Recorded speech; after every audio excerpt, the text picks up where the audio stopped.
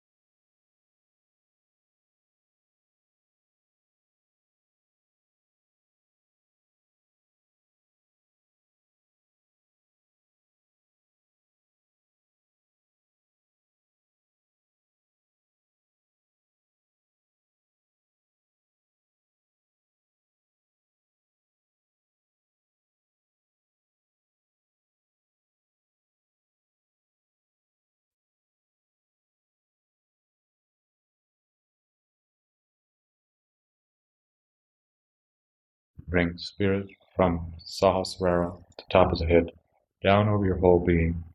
Getting used to that, you get so you can gaze out and sense the oneness of everything. I'm going to read a passage for you as you maintain this vibration to the extent you can, because this might be something of what you're feeling. At least this is part of the goal.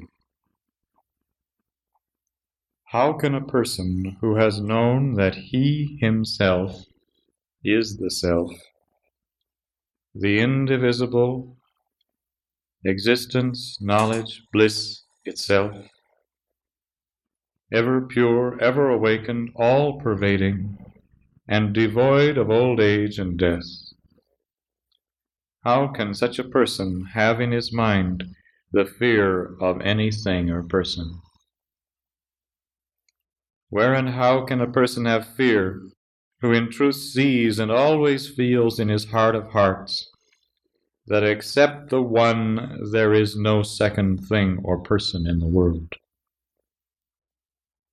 He feels himself to be the indivisible existence, knowledge, bliss itself, at all times and in all circumstances, whether eating or drinking, sitting or lying, sleeping or waking.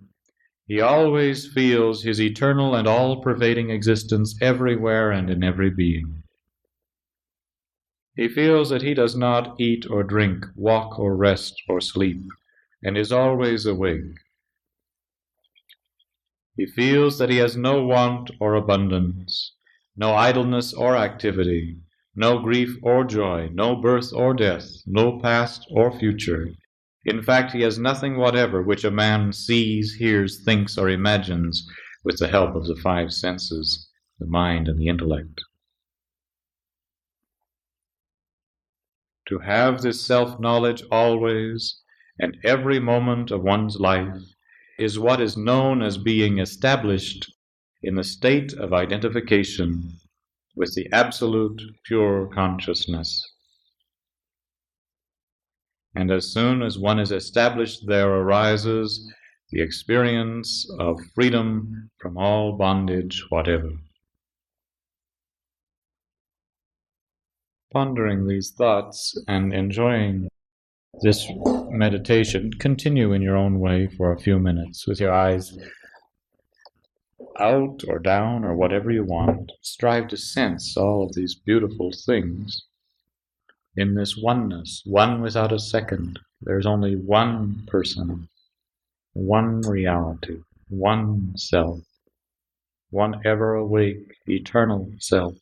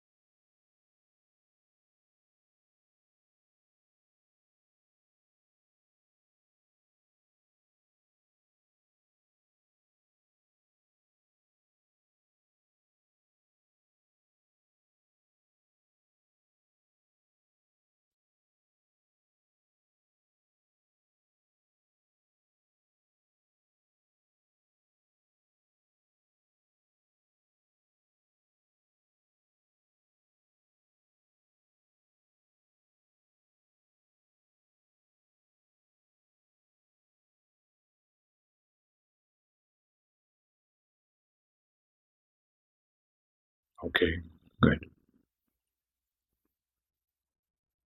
This view is very hard to maintain. Ramakrishna says a normal jiva, a normal person, maintains it for 21 days, I think it is. You leave the body. If you just stay in that state for 21 days, that's 24 hours a day for 21 days, the body falls off like a dry leaf. It's a way of getting liberation from the body. But that's not our emphasis, and it would take extreme ability to do that. And if you have that much ability, you may as well go for something better called Bharata. So if you want to get into that subject, we'll talk about it during discussion. Okay. Now, let's have the group questions and comments. One of the things that we particularly enjoyed was the quest. One of the purposes of the quest was to make you realize that the soul is the instigator of the quest, and the way that you've related to the soul over all these incidents gives you a clue about the success you are making on the quest and where you can improve, where you can change the situation. So when you talk about making the quest, very often it's hard to understand, why you're seeking, what you're seeking, this kind of thing. That was designed to show you so much and help you to sense the inner self, the soul, and how it is striving to take this life and make of it something divine in conscious sense. There was a question about, and we weren't quite sure, who is the dear friend in the quest analogy? I thought it was God, but everybody can have their own view. Little mystery. Is that a practice that we can do on our own? Yes. Until every area of your life is either realized and released into something higher or changed. And the silence practice, it seemed the comments that we had were that the silence was the background upon which sounds were imprinted rather than the space between sounds. The silence is the background on which these things are imprinted. That sounds nice. I don't want to get into a hassle about it, but I think it's wonderful. Think of it that way. I think they're trying to talk about ethers there. And also the Shambhavi Mudra was a particular favorite amongst our group. Good. We had several questions. Fire away. How does God, or one's form of God, fit into the practices of becoming more conscious of your individual soul? And what is the difference between soul, spirit, self, and God? I really think I went into that. Okay. I really think I described that. Are the soul practices progressive, or do you practice all of them, or just the ones that you feel most comfortable with? What were those like? Are they progressive? Like the 10-10-10 followed by. You can take your pick, and they're not. They were progressive, as a matter of fact, but they don't have to be. And you take what you choose of this. Your personal meditation system is continually being enriched, and it's up to you to decide which is going to work best for you. Is the Mahat awareness practice, in the Mahat awareness practice, where exactly is the spot at the back of the head where somebody's still a question? Above the medulla. I've got kind of a point at the bottom of my skull, just above that, like 3 finger widths, including the 3 finger widths. And not 3 finger widths above, but those 3 fingers above that point, that whole area.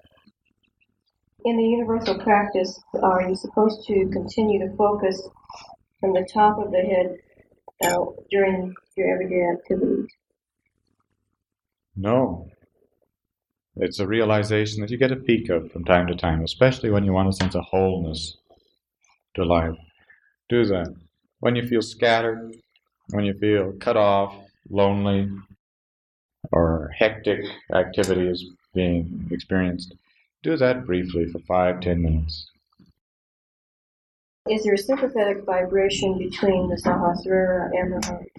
Yes, in a sense, all the chakras feed into the third eye, which feeds into the Sahasrara. Does the blessing, such as we received last night, does that tend to bring out problems, or is it... Bring out problems? Bring out problems? Bring out problems. Yes, it can. Can reveal problems. That haven't been faced. Now you have the grace to see them and change them. I think they were, the question was also whether it was actually us or whether it was the blessing that brought them. It's you. It's your inner self saying, as a result of your quickened consciousness, here are the problems now to be changed, and I will change them for you. It makes you aware of where the soul is working. But usually the blessing balances the Ida and the Pingala and helps you sense the inner self. Okay, next. For us too, the quest was a particular favorite. A lot of people noted that there was a great deal of clearing up of family relationships, and that in fact they had the sense that they were seeing a lot of events as they actually were. That's good. The first time they were in the sense of that was before they had been carrying around kind of a distorted sense of what the relationships were. Right. We were trying to sense it from a soul perspective, and the soul knows. Good. Okay. We had some surprise contributions. I noted that there were some people who I hadn't thought about in a long time, and with some very, very negative feelings. One person in particular who was a lot of extreme, strong negative, and yet that person had fixed a lot of my attention on God. Wow. Almost out of vengeance or something. Often the case. Others noted that there were different difficulties with blocks to calling up positive experiences of one parent or another, where just nothing would come. And it was noted that one of this kind of illustrated one of the purposes of meditation, which was to be able to see the things that are going on clearly through a discriminating sort of an eye first. But if something's blocked and you don't see it, just go on and enjoy the other areas. Bit by bit, that will be shown. Could be that's too painful to see at this time, and that's all right. Later on, won't be so painful. One person found that the 10-10-10 exercise was extremely difficult. Isn't that interesting? Syncopated yogi. It's all right. It's all right. One person reported that they had kind of a spooky sense of being delocated when they were meditating. On what? Well, they weren't any longer looking either from inside the body at any particular point or from inside. They were looking like from the outside, seeing the center here, the center here, the center here, and they were curious about the significance of that because it was as though they weren't inside their body.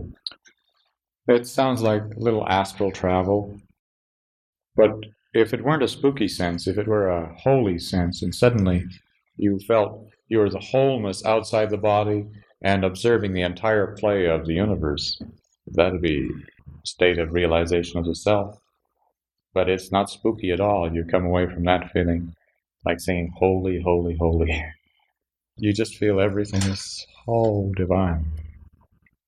We have noticed, a couple of people noticed this, that there's a kind of common pattern that happened with the Samabhavi mudra. And that's that when the mudra is first given, often very dramatic and good results, very strong sense of the soul. And then later on trying it, or maybe trying it on our own, then the mind seems to be acting up and chattering a good deal. And this has been pretty commonly noted, and wondered if you could throw any light on that. The mind and the ego don't want to be obliterated. And at first it's so beautiful and everything, they feel perfectly comfortable with it because they're absorbed and they feel the blessing of it. But they get the feeling, what'll happen to little old me if this goes on? And so they fear it. They don't want to become smarter and more attuned. And so they start doing their sabotage. And it's just like a little kid. He doesn't want his mommy or daddy to go out of the house because he doesn't know exactly how far they're going or what they're going to do, So it just prefers to have it nice and cozy right here the way it was rather than change. And it's this inability to be open to change and something better that's one of the main hindrances to the path and also to our happiness. And so the mind has to be talked to like you would talk to a little kid. And it has to be explained to the mind, what we're going to do and what we're going to strive to do, and kind of inspire it so it cooperates. But yes, you're right. Again and again that happens. It's a regular thing on the path. We noticed what we call burning bush syndrome. It was the burning bush syndrome. I like it. Especially those of us who have a strong Christian background, when we go either with a problem to God or to the soul, and we want an advice or solution, it's as though we're waiting for Charlton Heston to talk.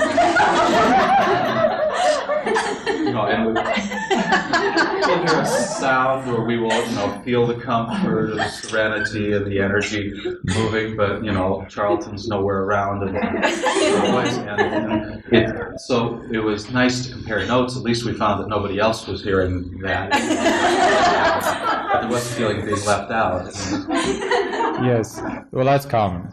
Here, one of the main sources of the delusion is the mind, and we're expecting the mind to inform us of the truth. The mind can't.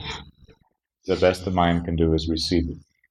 And it takes this very, very subtle form. In fact, the burning bush comes from when the spiritual eye is so open that the physical eyes can see in a relaxed way. Then you see the bush is pure spirit.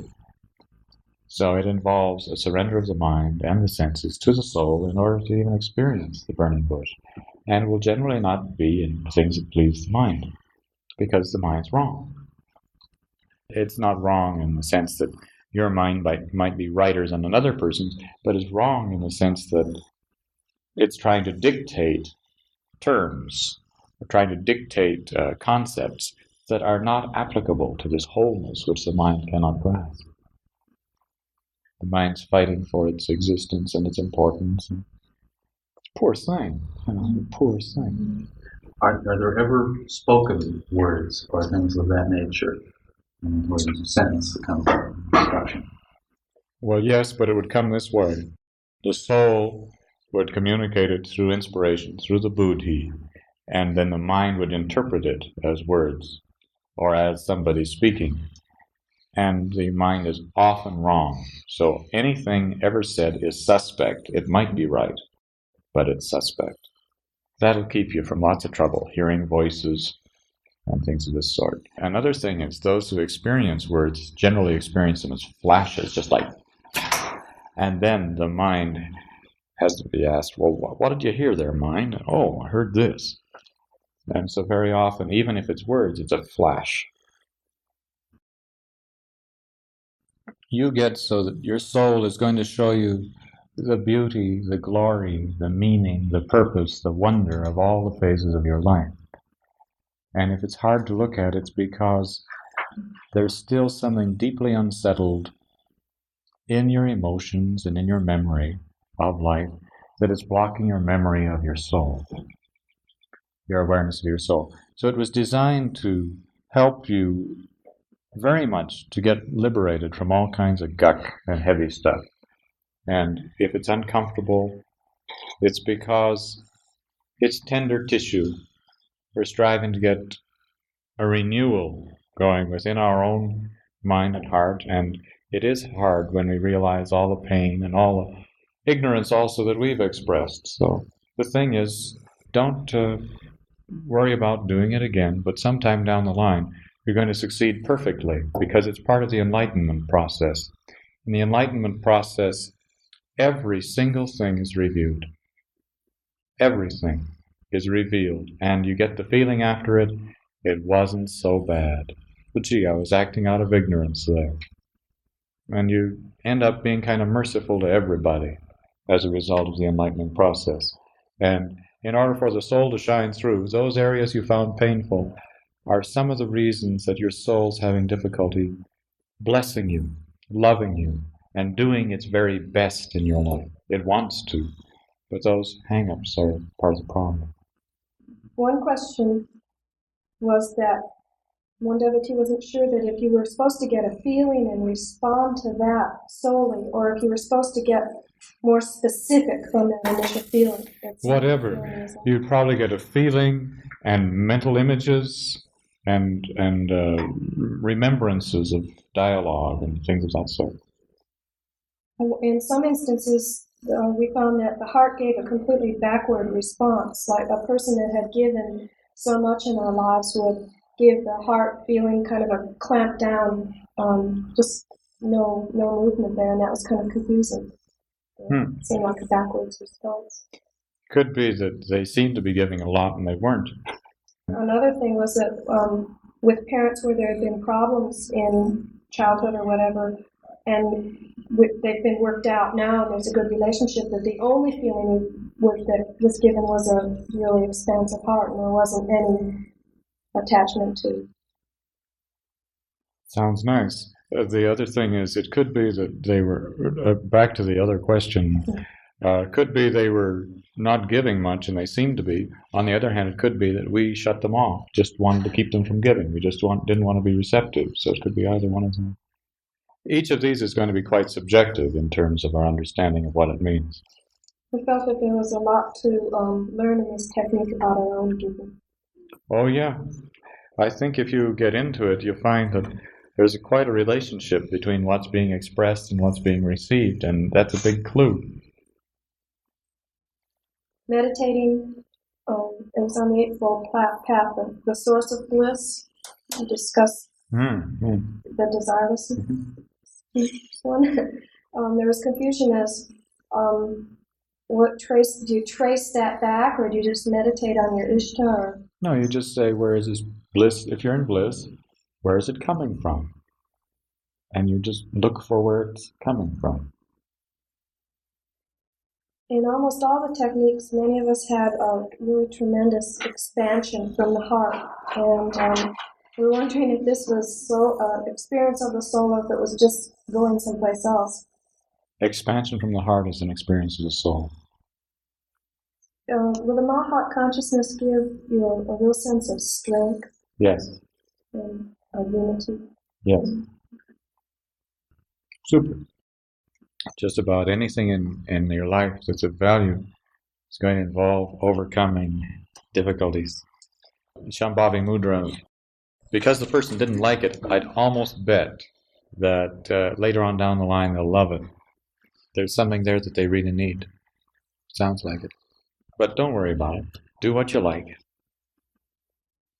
Can we chant from the spot above the medulla, say verses like the third eye? Try it, see if it's comfortable. I don't really recommend it. What that tends to do is it balances third eye meditation, and probably third eye meditation is better than this for general meditation purposes, because this goes straight up into the Sahasrara and it really coordinates the heart. So frontal would be better for general. Now and then back here, okay. Is it supposed to be isolated from the medulla? Yes. Rather than in the medulla? Yes. There are a couple of us that found either slipping into the medulla or doing it in the medulla. Well, if you're slipping into the medulla, then you'll end up back here. Medulla is the other part of this center, so it's a different center we're talking about. There was a question on what to do with external sounds. Should we take those external sounds and have them fade into the silence too? Mm-hmm. And is it possible to concentrate on external and wait? External would be fine too. Great. It's hard to tell the difference between the soul and the mind. Yes, it is. Mind is separated by thinking, okay, who's thinking? Who is it that's thinking? Try to get the feeling of the thoughts as distinct from the thinker. Get used to that. And then this thinker is called the buddhi. And this thinker, as you study and focus on the thinker, merges into the soul. In other words, you begin to realize that the ego is something that you don't truly need at the soul level. It's something the soul uses to express with out into creation. It's individualized, but it doesn't have this ego. It creates this ego to operate the mind and protect the whole being, whatnot. If you're a bhakta, for example, you're relating mainly to your ishta. And this is a practice to help you from time to time to let the ishta bless you and reveal your soul or whatever. Very likely, if you're thinking of your ishta, you're going to go either out through your heart into kind of a mahat on the ishta sometime, or you're going to be meditating on your ishta. Suddenly ishta is going to come in through this particular channel and give you spiritual sight and reveal your soul to you. So the ishta can very well be catalyst for every single thing we've talked about. But the focus should be on the ishta, the form of God that you've chosen. And these are helpful additional practices that help clear the way that you can do from time to time as you choose. Being seated in the soul should happen regularly as a result of meditating on the ishta. And if it's not happening, then these practices are probably going to clear the way so that meditating on the form of God is going to make this possible. The main thing is, these are practices to help to round out our understanding and our freedom, to give us freedom with which to relate to our particular ideal, and a greater freedom to experience it. And also to clear up blockages and difficulties here and there, the more fully to enter onto the spiritual path. Stand and stretch.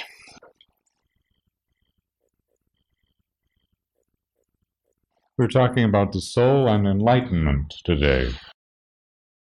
The soul is the individual focal point of divinity, which is expressing at the very heart of your being, through your mind and through your whole body. And the ideal, as we have learned, is that we are entirely a spiritual being. Every part of us is spiritual.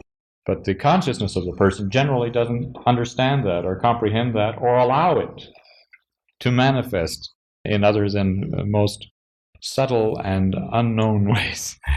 The soul, the individual focal point of divinity in us. What I'm doing is I'm making a distinction there. Very often people say the goal is that most of us isn't spiritual, and we try to realize our spiritual nature and then we get changed. That's a classical view. Ramakrishna says, start out with the realization you are a spiritual being. And so that particular approach we've talked on many, many times. I'm starting from the aspect that we may say we're spiritual beings and feel we're spiritual beings at times, but most people tend to ignore it so successfully that we live in a world that's full of chaos and pain and warfare and jealousy and misunderstanding and whatnot. So this is a talk about how the soul then, in that particular frame of reference, goes about changing things, how we become enlightened in that sense. We've been exploring the soul, this focal point of divinity, all weekend long. We've discussed that the mind cannot enlighten, the feelings can't, the ego, the sense of self, can't, and if we were to add to that list the body and the senses, so you've got mind, feelings, ego, body, and senses, we'd have a list of what has to be enlightened. And a lot of people try with the mind to enlighten or with the ego to enlighten, and every single area of our being, except the soul, needs enlightenment in this particular frame of reference. Now, the soul's already enlightened, and the main thing it's going to strive to enlighten is our sense of self, our ego, so that we have a different realization of who we are. Our mind, so that our thoughts correspond to this new awareness of our true identity, and our feelings, so we get to feel this truth, beauty, goodness, this joy, this bliss. Enlightened, I looked it up, whenever you're, even a simple little word, if you got this job, you got to look it up. Well, enlightened means mainly to give light to. Isn't that interesting? But I love it. To give light to. Or spiritual illumination. Many saints throughout history have referred to the awakening process as receiving light. They call it light. And they often refer to it like lightning flashes or light as bright as the sun. So whether this is actually light, physical light, or subtle light we're talking about, or not, it can be seen as light, but it can also be called conscious energy because you might experience it not as light, but as incredible sound or incredible transformation in terms of a movement of energy, movement of life force in your being. Enlightenment, I just thought be wonderful to clarify. I think enlightenment could be considered then the transforming experience of your soul, which your soul gives to the other components of your being. You could say transforming experience from your own soul. Much like if you have a lighted candle, you can light another person's candle. The soul is always a light from God, and at the appropriate time it can give light to these different aspects of our being. The enlightenment is bestowed, it is not earned in many a sense, it is not attained, it's bestowed after being sought generally. Now, if you don't actively seek it, looking throughout history, those who have received it who seem not to have sought it, they've probably sought it for many lifetimes, but sometimes they just wonder at it. They think it's magnificent. They're just fascinated by it. or they sense that it's there and they feel a love for it. And so, in some senses, it's bestowed after just being very appreciatively considered. Dr. Buck, who wrote the book Cosmic Consciousness, was just so fascinated by it. He received it. And it doesn't seem like he was actively seeking it. He just probably really wanted it, but didn't know how to get it, and he was just studying it. You could say that he was seeking in a small sense. To those who can sense the soul, enlightenment is easy to receive. So if you were able to sense your soul, enlightenment's not going to be so hard because you've sensed the enlightener and it's waiting for you to be so ready that it may bestow this.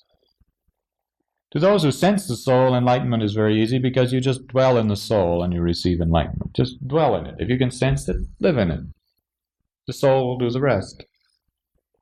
But we want to make it hard, of course. Our mind, our memory, our emotions, we all want to make it really rough so we can have a very romantic journey. This journey.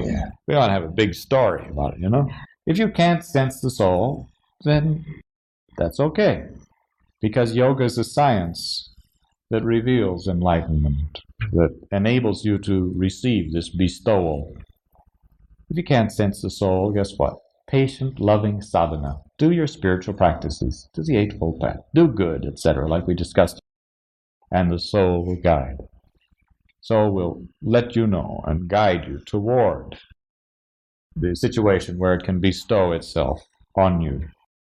There are two concepts to understand in terms of enlightenment, I think.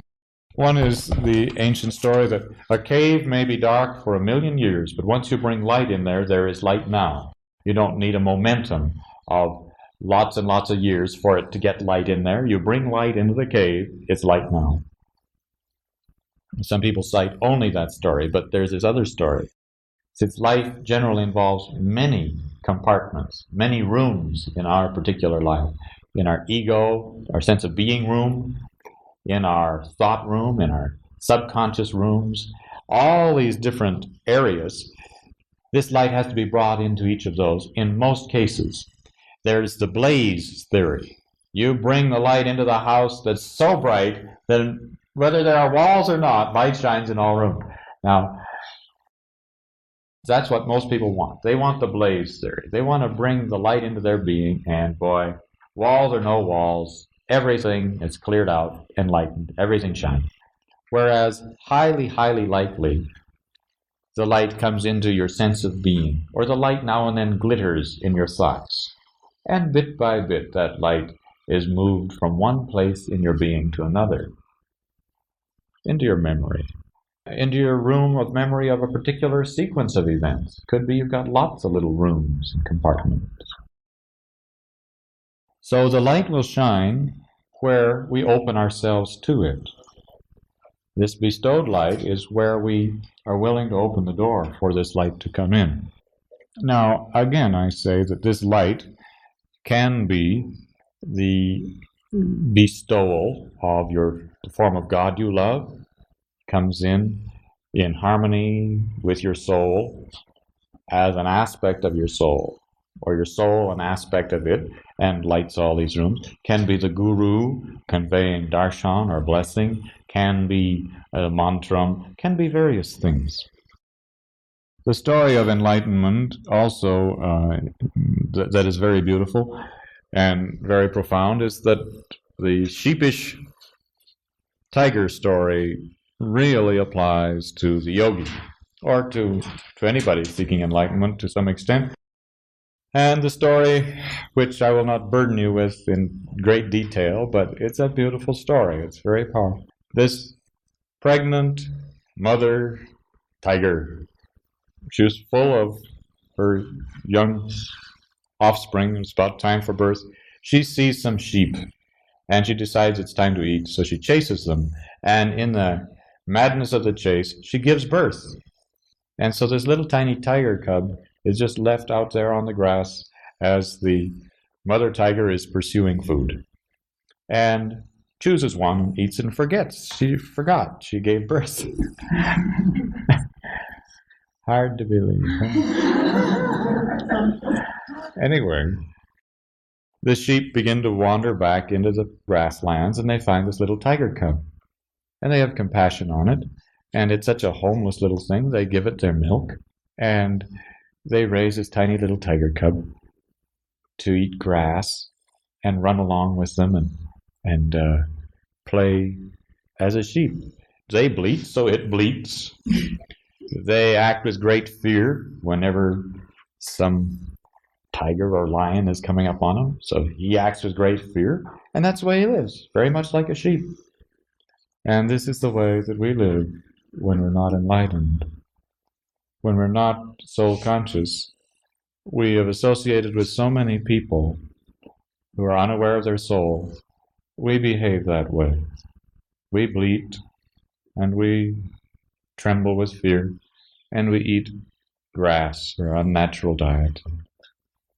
Partake of life in a very limited way. Well, what happens is this big fellow tiger observes the strangest thing. That 5 years have gone by. It observes that there's a full-grown tiger in there playing with the sheep, eating grass and just kind of prancing around like a sheep. And so it charges down, and at first it wants to eat one of the sheep, but it begins to notice a strange thing, that this tiger, this fellow tiger, is running from him like crazy and bleating, scared to death. So he decides, rather than eat at that time, this he's got to explore. So he just chases down the tiger, whacks it, and this tiger just rolls over, ready to be eaten, fearful as can be. And the tiger can't believe what he's seeing, a fellow tiger behaving like that.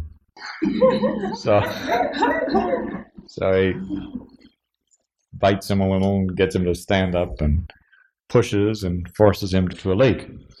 And there at the lake, he forces this sheepish tiger to look into the lake and observe two tigers are gazing. Not a tiger and a sheep, but two tigers are gazing into this reality.